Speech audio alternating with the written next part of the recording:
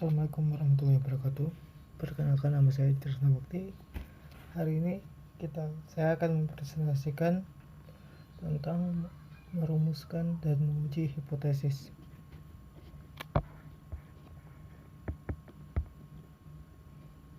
Langsung saja kita masuk pada slide-nya. Hipotesis terbagi dari dua, yaitu hipotesis nul dan hipotesis alternatif. Hipotesis statistik adalah suatu tanggapan atau pernyataan yang mungkin benar atau tidak mengenai suatu populasi atau lebih. Rumusan hipotesis dinyatakan dalam bentuk hipotesis nol atau H0 dan hipotesis alternatif H1 sampai HA atau seterusnya. Hipotesis nol adalah hipotesis yang akan diuji kebenarannya, sedangkan hipotesis alternatif adalah hipotesis yang akan diterima jika hipotesis nol ditolak. Penolakan hipotesis nol padahal hipotesis nol itu benar disebut galat atau error tipe 1. Penolakan hipotesis nol pada hipotesis itu salah disebut galat error tipe 2. Dua macam kekeliruan. Jadi di sini pada saat hipotesis benar dan hipotesis salah, pada saat hipotesis diterima, hipotesis benar tidak terjadi galat, dan jika hipotesis diterima tetapi hipotesis salah, maka terjadi galat kekeliruan 2, yaitu beta. Kuasa uji sama dengan 1 kurang beta. Tolak hipotesis.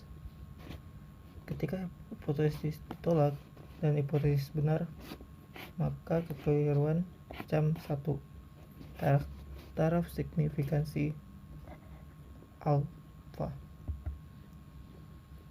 Uji satu sisi dan dua sisi. Jika suatu hipotesis dan pada rumusan hipotesis alternatifnya terdapat tanda tidak sama dengan, maka uji tersebut disebut dua sisi, yang dimana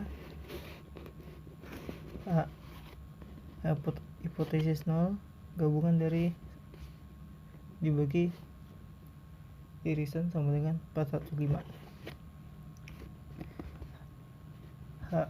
Hipotesis alternatif dibagi irisan kurang lebih 4-5. Jika suatu hipotesis rumusan hipotesis alternatifnya membuat tanda lebih besar atau lebih kecil, maka pengujian yang dilakukan adalah pengujian yang satu sisi, seperti hipotesis 0 dibagi irisan sama dengan 4-415. Hipotesis alfa dibagi irisan lebih besar daripada 415, atau hipotesis 0 dibagi irisan sama dengan 415, dan hipotesis alternatif dibagi irisan sama dengan kurang dari 415.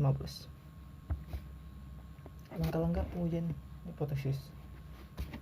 Tuliskan hipotesis nol atau H0. Pilih hipotesis alternatif HA atau H1.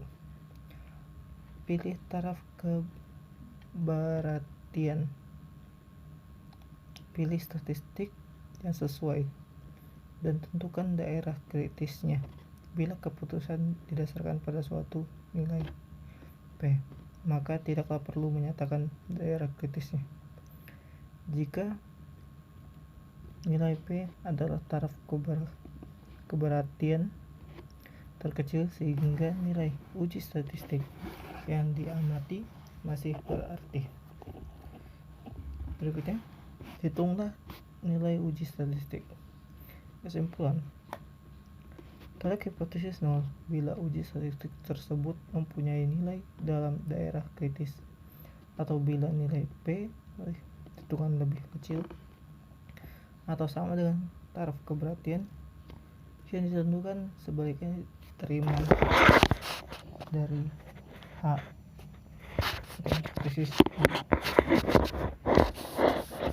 ini kita bisa lihat sendiri, yang dimana ada critical region, ada exception region, dan critical region, yang dimana alpha dibagi 2 menjadi minus z alpha bagi 2, exception 0, dan di sini ada z alpha 2. Oke, berikutnya juga sama juga, yang dimana z itu bernilai sekitar 1,56 minus 1,56 untuk kedua critical region, yang dimana yang ada sisi minus dan ada sisi plus, dan untuk puncak itu sekitar 0,95. Jika satu sampel untuk rata-rata varian diketahui, contoh sampel penelitian menunjukkan dari 100 kematian rata-rata usia mereka 71,8 tahun, andaikan simpangan bakunya 8,9, apakah ini menunjukkan bahwa rata-rata usia dewasa lebih dari 70 tahun? Gunakan taraf keberhasilan 0,05. Penyelesaian dimana hipotesis 0 sama dengan irisan sama dengan 70 tahun, hipotesis alternatif dibagi irisan lebih besar dari 70 tahun, alpha itu sekitar 0,05. Daerah kritis Z lebih besar daripada 1,645, yang dimana Z X kurang irisan 0 dibagi 0 akar N. Perhitungan X 71,8 tahun dan alfanya 8,9, zeronya 8,9 tahun. Z 71,8 dikurang 70 dibagi 8 dibagi akar 100 sama dengan 2,02. Keputusan tolak H hipotesis 0 dapat disimpulkan rata-rata usia dewasa ini melebihi 70 tahun. Penggunaan nilai P. Nilai P sesuai dengan Z sama dengan 2,2 ditunjukkan oleh daerah yang diarsir seperti pada gambar, yang dimana ada nilai P di situ sekitar 2,2. Menggunakan tabel diperoleh P sama dengan P dalam kurung Z lebih besar daripada 2,02 dalam kurung sama dengan 0,0217, dan jadi hasilnya mendukung hipotesis 1. Contoh lagi, satu perusahaan membuat tali pancing sintetik yang baru rata-rata dapat menahan beban 8 kg dan simpangan baku 0,5 kg. Jadilah bahwa hipotesis maka irisan sama dengan 8 kg lawan tandingnya irisan tidak sama dengan 8 kg bila 50 sampel kali diuji ternyata rata-rata daya tahannya 7,8. Gunakan taraf keberhasilan sekitar 0,01.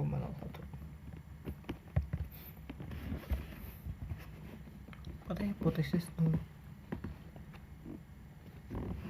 dibagi irisan sama dengan 8 kg dan hipotesis alternatif dibagi irisan tidak sama dengan 8, alpha 0,01.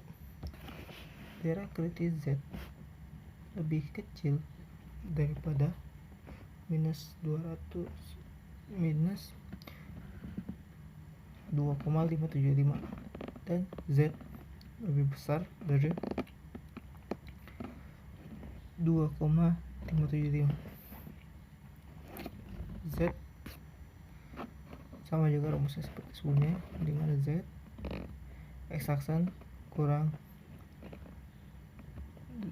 irisan 0 bagi 0 bagi A akar M. Perhitungan x-aksen sama dengan 7,8 tahun, 0 nya 0,5, n nya 0,50. Jadi Z nya 7,8 dikurang 8 dibagi 8,5 akar 50, hasilnya 0,83. Terus tolak hipotesis 0 dan simpulkan rata-rata daya tahan bukan 8 tapi malahan kurang dari 8.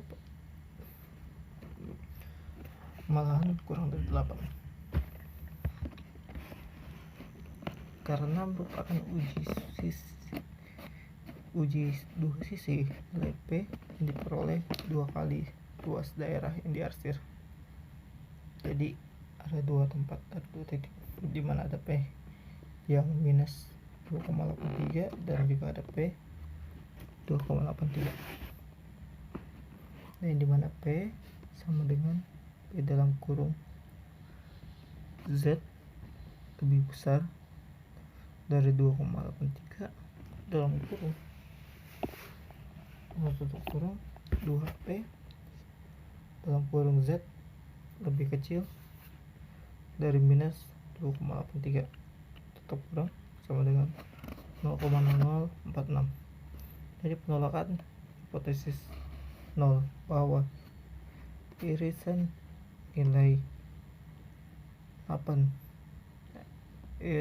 nilai P taraf keberhasilan kecil daripada 0,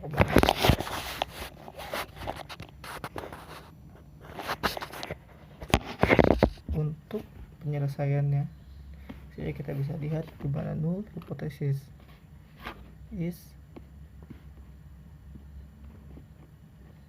hipotesis 0 tutup kurung siku X tutup kurung siku sama dengan 1600 Hz atau 1600 Ohm. Dan alternatif hipotesis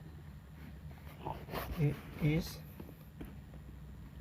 H hipotesis 1 atau hipotesis alternatif atau biasa disebut hipotesis alfa dibagi kurung siku X untuk kurung siku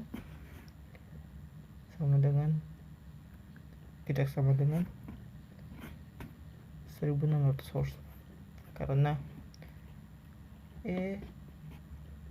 tutup kurung siku tidak sama dengan 1600.